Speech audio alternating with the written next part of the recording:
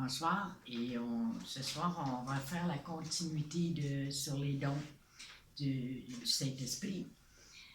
Nous allons parler sur les 9 dons spirituels, qui, dans la première section, qui est des dons de révélation, c'est la parole de sagesse, la parole de connaissance et le discernement des esprits.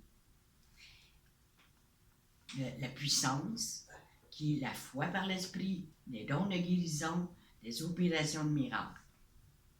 Inspiration, la prophétie, la diversité des langues et l'interprétation des langues.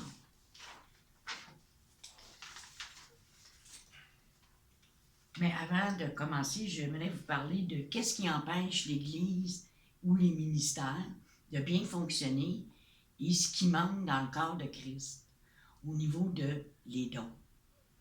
Sur les dons.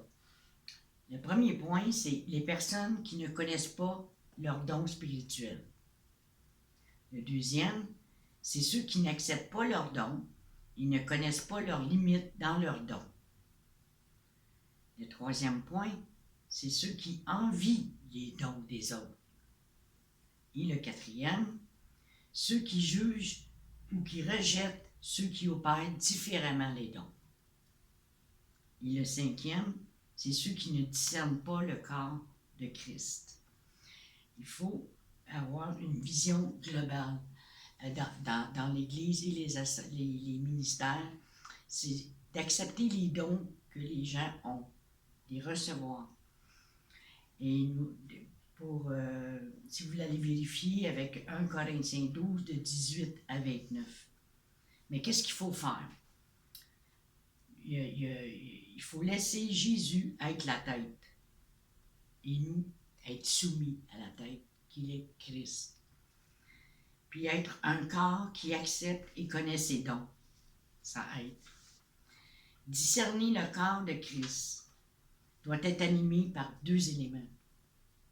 L'amour pour Jésus et les frères et les sœurs. Et la vie avec Jésus et donner cette vie aux autres. Nous avons reçu Jésus en nous. C'est ça notre mission, c'est de le partager avec nos frères et nos sœurs. Et à chaque personne, le Seigneur a donné des dons. Et c'est des dons différents pour chacun. Et oui, on peut retrouver chez notre frère, notre sœur les mêmes dons. Tant mieux, parce que vous pouvez vous comprendre plus mutuellement. Mais en sachant quels sont vos dons, à ce moment-là, ça aide aussi à les manifester davantage. C'est ça le but, c'est de manifester vos dons davantage pour les faire bénéficier aux autres, parce que les dons nous sont donnés pour l'utilité commune. Alors, nous allons voir le premier don, qui est la parole de sagesse. Nous retrouvons dans le livre de Paul aux Corinthiens, dans le chapitre 12, 13 et 14. Pour vous aider un peu à vous situer dans ces 3 chapitres-là, je vais vous donner des indices. Dans le chapitre 12, ça nous explique ce que sont les 9 dons spirituels. Dans le chapitre 13, c'est la motivation derrière les dons spirituels. Et dans le chapitre 14, l'utilisation des dons spirituels pour l'utilité commune. Dieu a donné le Saint-Esprit à chaque Église. Les 9 dons s'y trouvent latents. À chaque Église, c'est chez nous l'Église. Nous sommes, chaque croyant devient l'Église. Il faut prendre les 9 dons du chapitre 12, les tremper dans le chapitre 13, qui est l'amour, et les utiliser comme dans le chapitre 14. Donc, ça donne une idée de méditer là-dessus sur les 3 chapitres que je viens de vous donner. À l'un est donné à l'esprit, par l'esprit, une parole de sagesse, dans 1 Corinthiens 12, 8. Ce don fait descendre la sagesse de Dieu dans nos cœurs. La sagesse et l'intelligence de Dieu sont sans limite. Il sait toutes choses pour toutes les situations et tous les événements. Nous avons besoin de sagesse pour nous conduire droitement, pour être dirigés dans la bonne direction et prendre des décisions valables dans de nombreuses situations difficiles que nous rencontrons sur notre route. Cette sagesse de Dieu vient d'une façon surnaturelle dans nos cœurs, et lorsque nous l'exprimons, il en résulte une parole de sagesse. La définition, c'est la faculté que Dieu nous donne de recevoir d'une façon surnaturelle de la sagesse de la part de Dieu au moment où cette sagesse est nécessaire. Vous savez, je vais vous donner tantôt des exemples de sagesse dans la Bible qui vont vous aider à voir. Il y a 4 sortes de sagesse. La première, c'est la sagesse diabolique. Elle vient de Satan et a pour but de créer le mal, la division et la destruction, et de mener à terme les buts et les desseins du diable. Vous retrouvez ça dans Jacques 3, 14, 16. Nous allons aller voir cela. Jacques 3, 14, 16.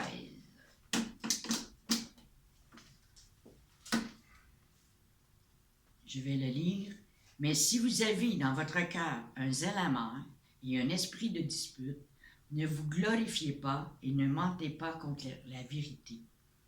Cette sagesse n'est point celle qui vient d'en haut, mais elle est terrestre, charnelle et diabolique. Car là où il y a un zèle amer et un esprit de dispute, il y a du désordre et toutes sortes de mauvaises actions.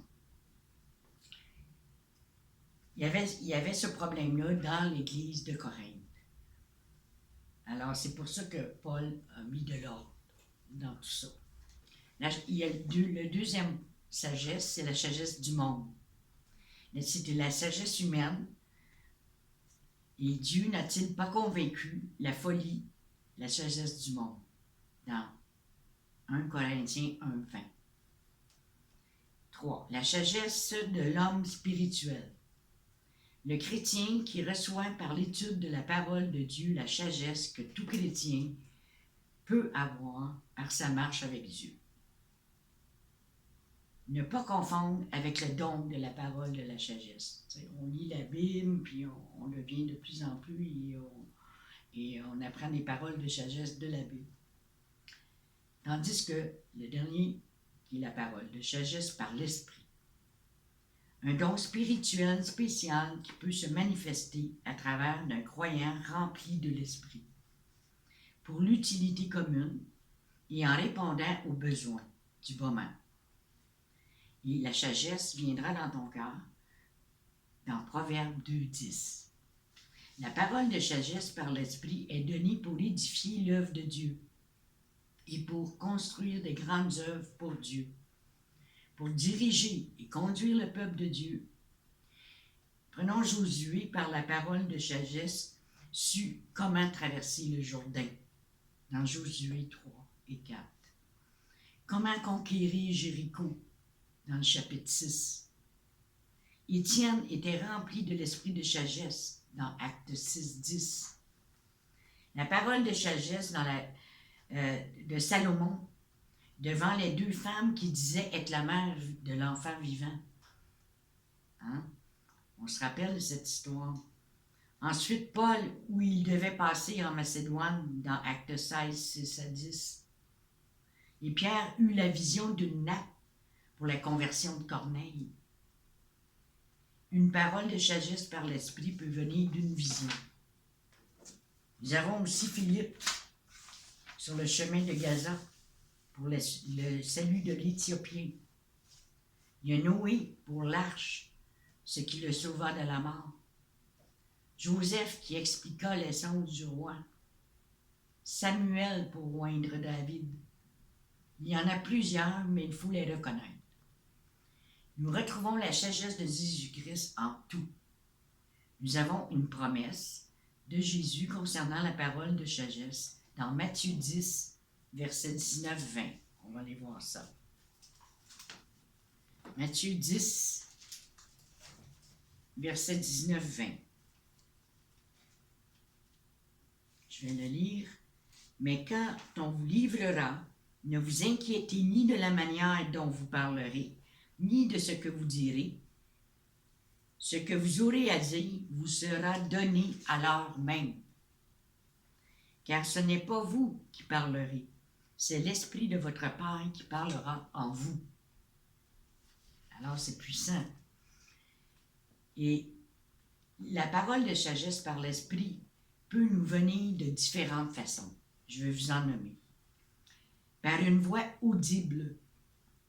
Vous pouvez voir ça dans Acte 22, 18. Pour ceux et celles qui prennent des notes, marquez les versets à côté puis allez les voir pour le méditer.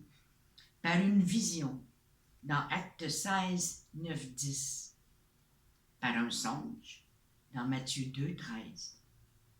Par une prophétie, dans Acte 13, 2. Par une intuition, une certitude par l'Esprit, dans Acte 10, 19. Par un texte de la Bible donné de façon surnaturelle, dans Matthieu 4, 3 à 11.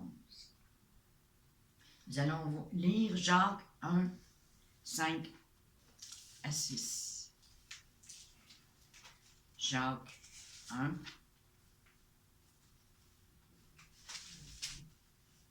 5, 6. Si quelqu'un d'entre vous manque de sagesse, qu'il la demande à Dieu, qui donne à tous simplement et sans reproche, et elle lui sera donnée. Mais qu'il la demande avec foi, sans douter, car celui qui doute est semblable au flot de la mer, agité par le vent et poussé de côté et d'autre. Alors il faut le demander par la foi, une foi véritable.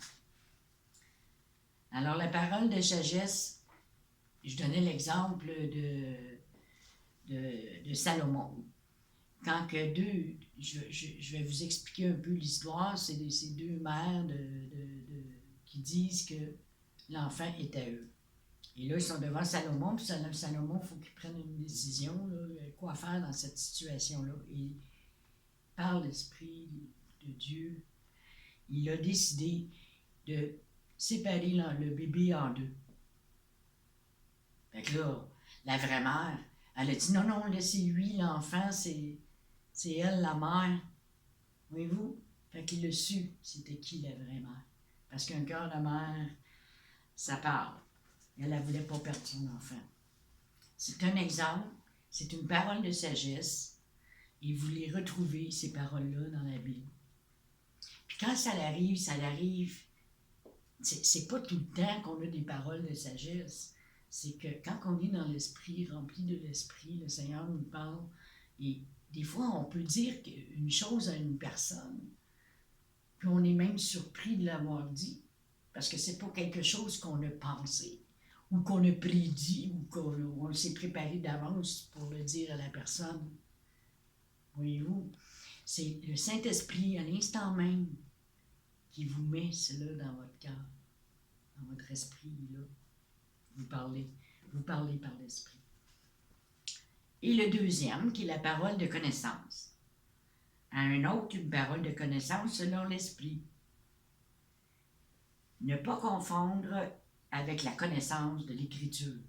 C'est pas du tout cela. La définition, c'est la parole de la connaissance est une faculté de recevoir de Dieu, par révélation, des informations et la connaissance d'événements qui seraient humainement impossibles de savoir. Dieu connaît toutes choses, tous les secrets, et nous connaissons en partie. Dans 1 Corinthiens 13, 3, 9, excusez. Il y a différentes sortes de connaissances. Il y a la connaissance humaine, qui est naturelle par notre intelligence, ce que nous savons. Il y a la connaissance spirituelle des chrétiens par le moyen de l'Écriture. Plus on lit la parole, plus on la connaît. Mais le nom de la parole de connaissance est souvent appelé révélation. Mais comment on le reçoit? Encore là, c'est par voix audible, dans 1 Samuel 11 à 14, par des songes, dans Matthieu 19, 20, par des visions, dans Actes 9, 10 à 16, et par intuition une conviction intérieure du Saint-Esprit. Dans Actes 5, 3, 4, prenons l'exemple de Saphira et Ananias. C'est l'histoire où toute l'Assemblée avait décidé de mettre leurs avoirs en commun et de la partager ensuite entre eux. Ils avaient décidé ça dans l'Assemblée. Et Ananias et Saphira avaient vendu leur propriété. Mais d'un commun accord en secret, ils ne voulaient pas remettre la totalité de la vente de leur terrain à l'Assemblée. Ils ont décidé de s'en garder une partie pour eux. Alors, Ananias est allé, puis là, il a dit oui, j'ai tout donné l'argent que j'ai vendu. Et tout d'un coup, bang, il meurt sur le champ. Parce qu'il avait menti. Et dans Actes 5, 3 et 4, allez voir cette histoire. Et Saphira, elle qui était de connivence avec son conjoint, mais elle a dit la même affaire, puis elle aussi, elle est décédée sur le champ. C'est parce que si ils avaient dit la vérité, dire nous avons gardé un montant, ça aurait été correct s'ils avaient décidé de le garder ce montant-là. Mais le fait qu'ils disent au Saint-Esprit qu'ils lui ont tout donné, c'est là. Voyez-vous? Fait qu'il faut faire attention à ce qu'on dit, puis à ce qu'on fait, puis c'est enregistré, ça. C'est un exemple. C'est un exemple de parole de connaissance, parce que Pierre l'a vu, que, oh, il est arrivé de quoi ici?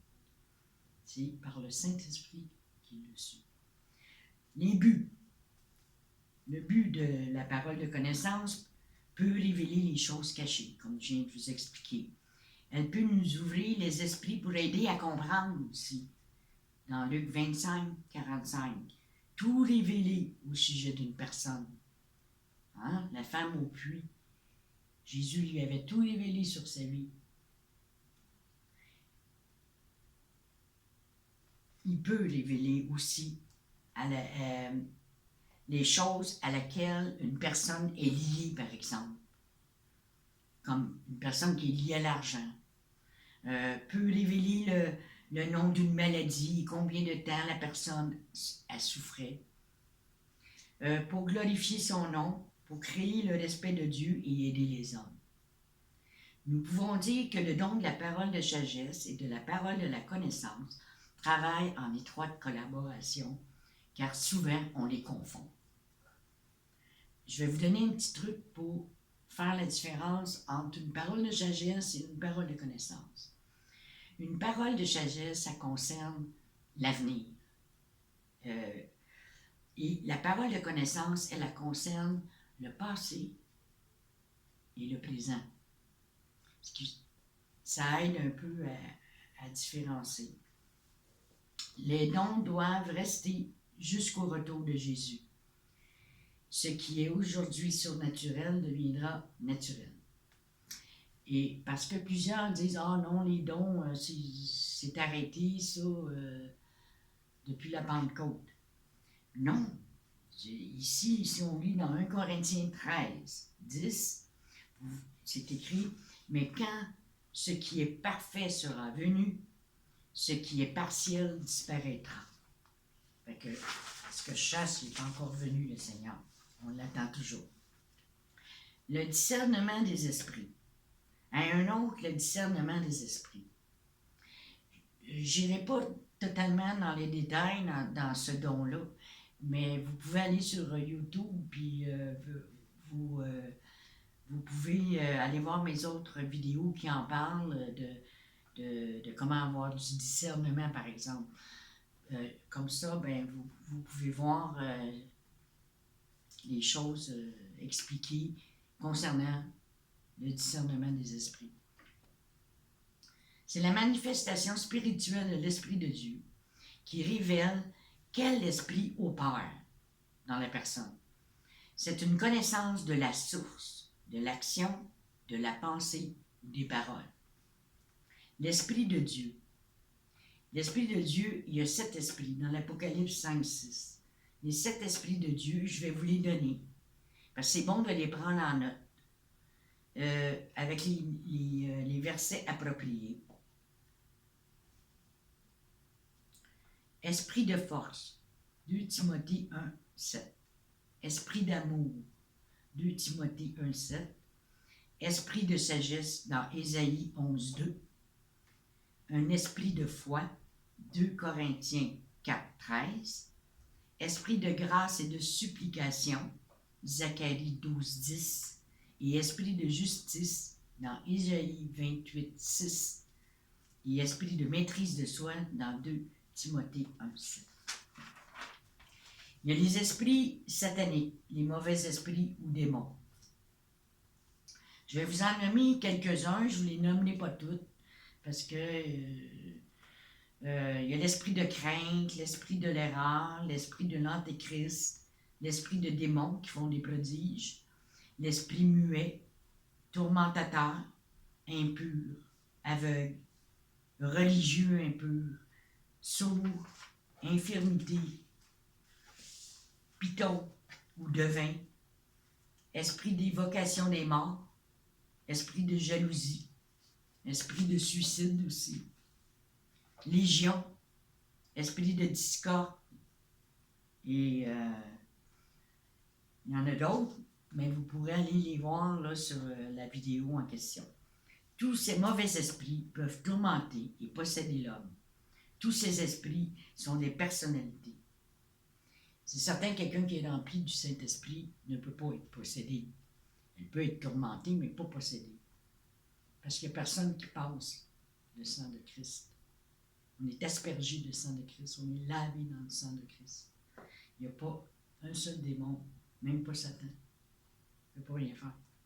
L'être humain est aussi un esprit créé par Dieu, mais contaminé par le péché.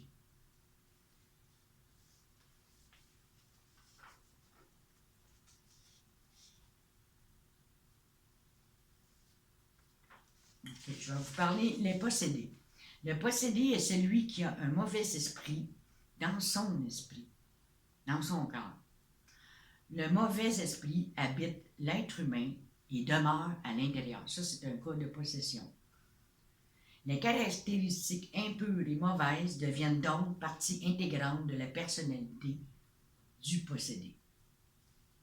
Aucun chrétien, comme je le disais, purifié dans le sang de Jésus ne peut être possédé, parce que l'ange exterminateur ne peut entrer par les portes aspergées de sang.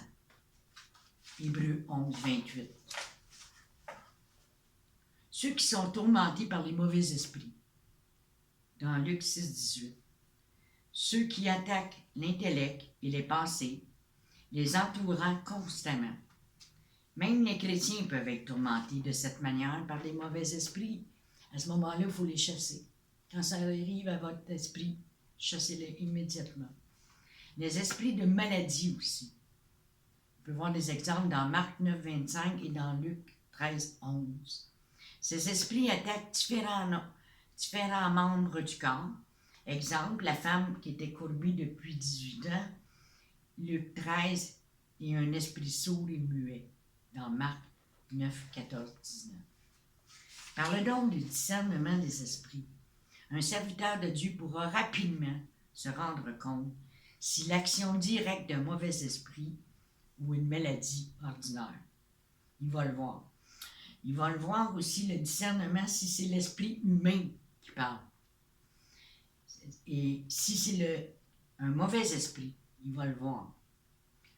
Et le discernement de l'œuvre de l'Esprit de Dieu. Il est dangereux de critiquer l'Esprit de Dieu et de lui prescrire comment il doit agir. C'est pas à nous à demander à Dieu d'agir. Dieu agit. Quand on chasse les démons, c'est Dieu qui est en nous qui le chasse. Là. Hein? C'est ça. L'ennemi le voit, Jésus. Il ne voit pas nous, là, il voit Jésus, lui. Les mauvais esprits sont obligés d'obéir à tout ordre donné au nom de Jésus, par des femmes et des hommes qui croient en Dieu. Si Christ est en vous, c'est certain que l'ennemi, c'est Christ qui voit. Bien-aimés, n'ajoutez pas foi à tout esprit, mais éprouvez les esprits pour savoir s'ils sont de Dieu. Dans 1 Jean 4,1. C'est cela que le Saint-Esprit veut faire par le moyen du discernement des esprits. Naturellement, quelqu'un qui a le discernement des esprits, elle chasse les démons instantanément. Aussitôt qu'elle le voit, une personne, elle le chasse. Et nous avons besoin, dans nos assemblées, nos ministères, des gens qui ont le discernement des esprits, parce que c'est important ce don-là. Et qui n'est pas facile non plus pour la personne qui le possède. Mais Dieu, c'est Dieu qui travaille, c'est Dieu qui monte, c'est Dieu qui fait l'œuvre. Alors, je vous dis, n'ayez pas peur de l'ennemi, parce que l'Esprit de Christ qui est en vous est plus grand que celui qui est dehors. Donc, allez-y, utilisez votre don. Et ne vous gênez pas pour les utiliser, vos dons. Ne laissez-vous pas arrêter par les gens aussi. Ils peuvent dire, elle voit des démons partout, lui-ci, il voit des démons partout. Mais c'est parce que vous ne connaissez pas c'est quoi le discernement des esprits. Ces personnes-là, des fois, il y en a qui les voient. Les démons, nous autres, on ne les voit pas, mais les autres les voient. Voyez-vous? Il faut connaître les dons. La foi par l'esprit. À un autre, la foi. La foi est l'essence même de notre vie chrétienne. Il faut semer la foi, puis mettre la foi en action. Dans Hébreux 11:20. La foi est une ferme assurance des choses qu'on espère, une démonstration de celles qu'on ne voit pas. La foi véritable est active et non passive. La foi est une manifestation surnaturelle de l'Esprit de Dieu, qui met dans le cœur du croyant l'assurance, la conviction de l'exaucement de prière, toujours avant son accomplissement. Je suis certaine que ça vous est arrivé, vous avez prié, vous avez pour une telle et telle chose, puis à un moment donné, vous avez comme une assurance dans votre cœur que c'est fait, c'est accompli, et vous vous réjouissez d'avance de ça, parce que c'est l'Esprit qui vous convainc. La Bible nous enseigne que nous sommes sauvés par la foi. Et nous l'avons cru. Puis nous le savons, nous avons cette ferme assurance que nous sommes sauvés. Que nous sommes guéris par la foi. On reçoit par la foi ce que l'on demande. C'est sûr qu'il faut demander selon la volonté de Dieu. Si je demande, je sais pas, moi je veux être premier ministre l'année prochaine, mais là, pas sûr. La foi vient de ce que l'on entend, et ce qu'on entend vient de la parole de Christ. Donc, quand on lit la parole, on sait c'est quoi la volonté de Dieu. L'Écriture nous dit qu'on peut tuer la foi. Ça veut dire, mettez en pratique la parole et ne vous bornez pas à l'écouter en vous trompant vous-même par de faux raisonnements. On peut éloigner la foi en des faux raisonnements qu'on se fait nous-mêmes sur telle et telle chose. Et il nous met en garde là-dessus. Il en est ainsi de la foi. Si elle n'a pas les œuvres, elle est morte en elle-même. Ça veut dire que la foi, sans les œuvres, c'est une foi morte. Parce que la foi, elle n'est pas passive. « Ah, moi je crois en Dieu. » Non, non, tu crois, mais il y a des actions qui doivent être passées. Puis nous le voyons dans le livre des Actes, toutes les actions qui ont été posées par le Saint-Esprit. J'appellerais ça, moi, les actes du Saint-Esprit, ce livre-là. Parce que c'est la foi en action, la foi démontrée, la foi manifestée. Quand vous témoignez à vos amis, vos proches, vous êtes en action.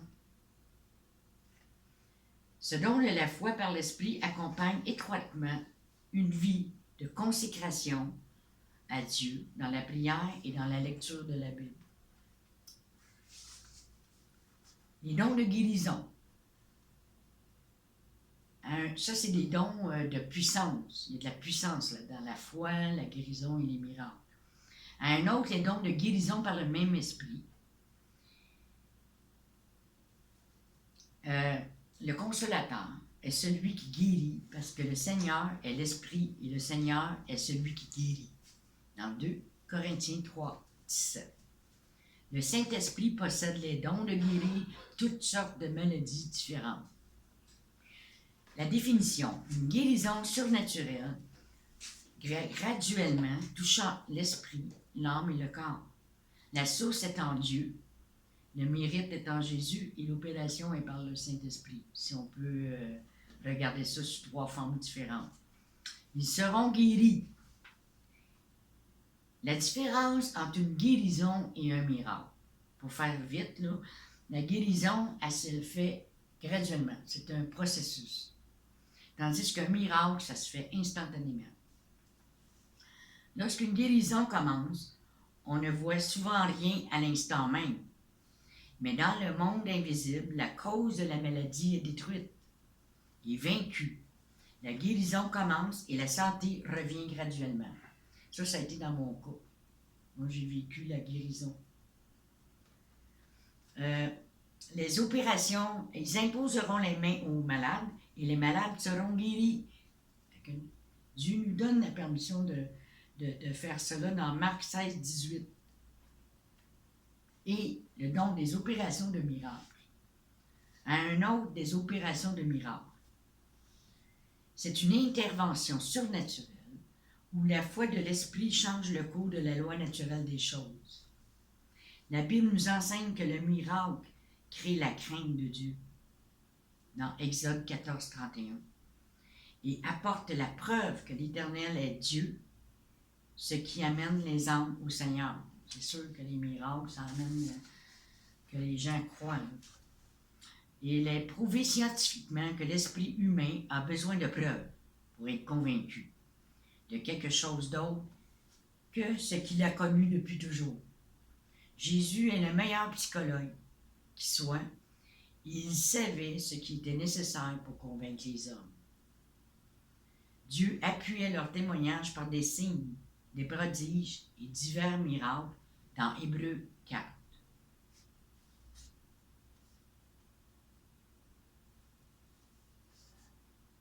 Ici, les miracles de guérison dans Actes 4, 20.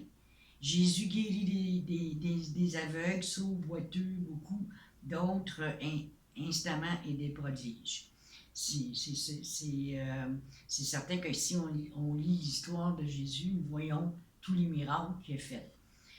Il chassait des démons, il y a la résurrection des morts. Jésus a donné l'ordre à ses disciples de ressusciter les morts. Et je peux vous dire que oui, encore aujourd'hui, le Seigneur ressuscite les morts parce que je l'ai vécu, je l'ai vu. Et oui, encore, Dieu ressuscite les morts. Et les miracles extraordinaires. Linge et mouchoir qui avaient touché le corps de Paul, même ça guérissait dans Acte 19, 12. L'ombre guérissante de Pierre dans Acte 5, 15. Le figuier que Jésus maudit et sécha dans Matthieu 21, 19. Le manteau d'Élie qui divisa le Jourdain dans 2 Rois 2, 8. Le feu qui descendit en réponse à la prière d'Élie sur le Carmel dans 1 Roi 18, 38, 39. Josué qui arrêta le soleil dans Josué 10, 12 à 14.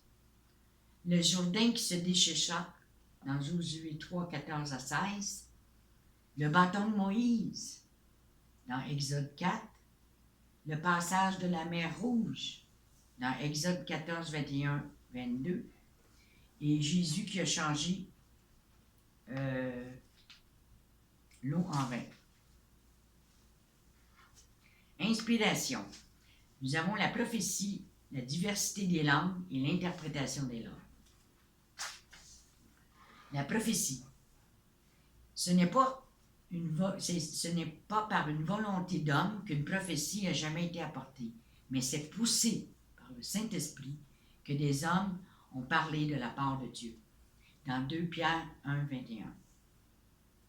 Et comment comment cela arrive? Souvent, nous retrouvons, c'est pour ça qu'on dit que ce sont des dons d'inspiration, parce que nous les avons, ces inspirations-là, dans la prière par l'Esprit et dans la louange. Manifestation spirituelle de l'Esprit de Dieu, qui donne une parole inspirée de Dieu dans le langage courant.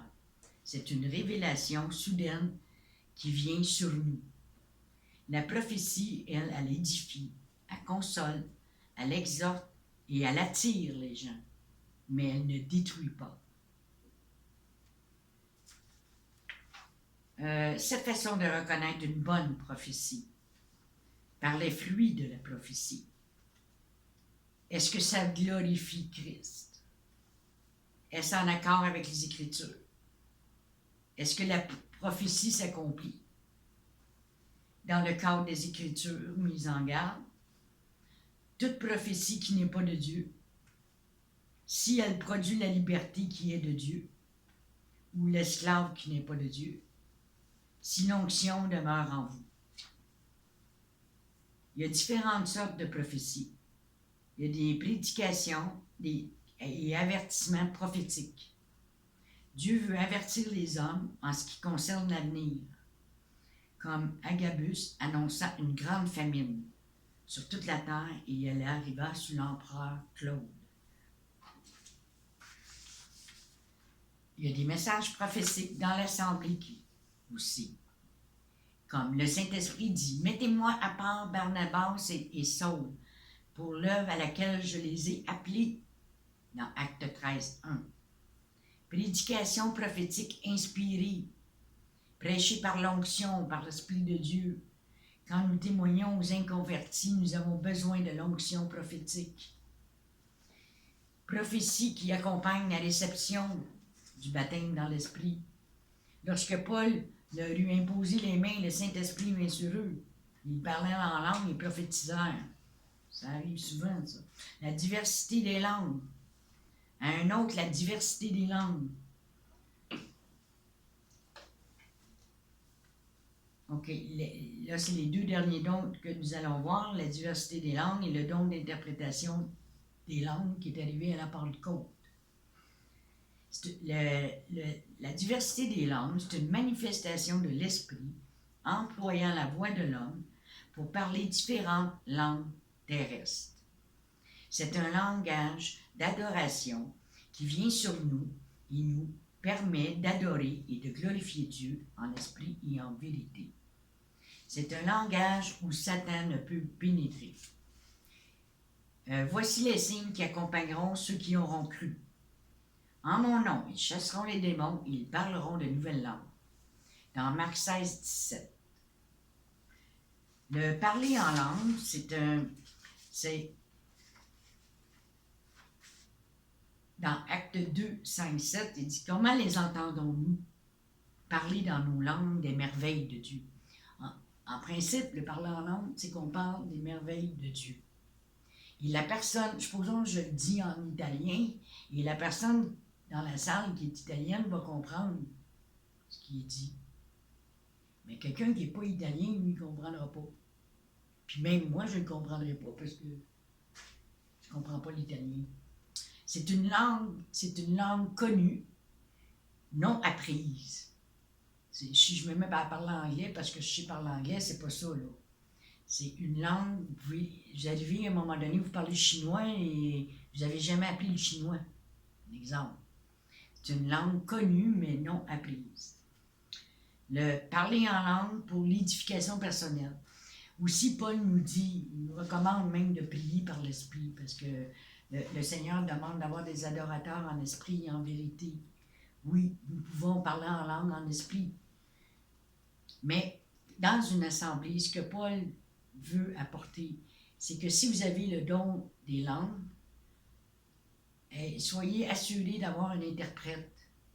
Parce que sinon, personne ne va comprendre, ça ne donne rien, puis ça n'édifiera pas personne. Ça va édifier seulement la personne elle-même. Puis celui qui parle en langue s'édifie lui-même. Dans 1 Corinthiens 14, 4. Tandis que celui qui amène la prophétie, bien lui, il édifie l'Église, il édifie l'Assemblée. Et lorsqu'on a été édifié soi-même, alors on peut édifier les autres, on peut les encourager après. Pour le parler en langue, je peux aller directement à Dieu par l'Esprit. Mon esprit se met en prière et je dis des mystères en esprit. Dans 1 Corinthiens 14, 2. Mais l'Esprit lui-même intercède par des soupirs inexprimables dans Romains 8, 26. Dieu est esprit, comme je vous l'ai dit, dans Jean 4, 23. 24, il faut que ceux qui l'adorent en esprit et en vérité. Et pour l'interprétation, pour la personne qui a le don des langues, bien, priez, que Paul nous demande de faire, de prier pour être capable de l'interpréter aussi. Si vous êtes dans l'assemblée, vous avez un message, ou parlant en langue, au moins si vous êtes capable de l'interpréter, bien là, tout le monde peut en bénéficier. C'est un don surnaturel, l'interprétation des langues, qui sont manifestées d'une façon surnaturelle par l'Esprit de Dieu. La personne, elle ne sait pas l'italien, mais tout d'un coup, elle comprend très bien. Là. Et par l'Esprit, elle interprète. Le but principal est l'édification des autres et une nécessité dans la vie officielle de l'Église. Que celui qui parle en langue prie pour avoir aussi le don d'interpréter. Dans 1 Corinthiens 14, 13. Et s'il n'y en a pas d'interprète dans les assemblées, eh bien, ne parlez pas en langue. C'est tout simple que ça. Mais pourquoi ce don de parler en langue? C'est quoi le but du parler en langue? Le but, c'est que Jésus, de cette façon, en donnant le parler en langue, c'est pour l'évangélisation aux nations. Il donnait... le parler en langue est un signe non pour les croyants, mais pour les non-croyants. Mais de qui parlait-il? De qui? Des non-croyants. C'est les Juifs, parce qu'il a prêché aux Juifs. Alors, il venait d'accomplir la prophétie qui était dite dans Ésaïe 28, 11, 12, et de Joël aussi, qui dit que c'est pour le peuple juif, pour leur dire que, regarde, l'Éternel, là, il va parler à un peuple étranger dans une langue étrangère. Et dans Joël, je répandrai mon Saint-Esprit sur toute chair.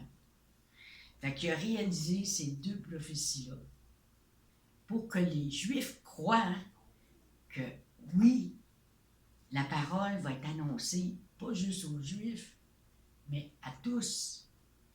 Voyez-vous, c'est pour ça l'importance du don des langues.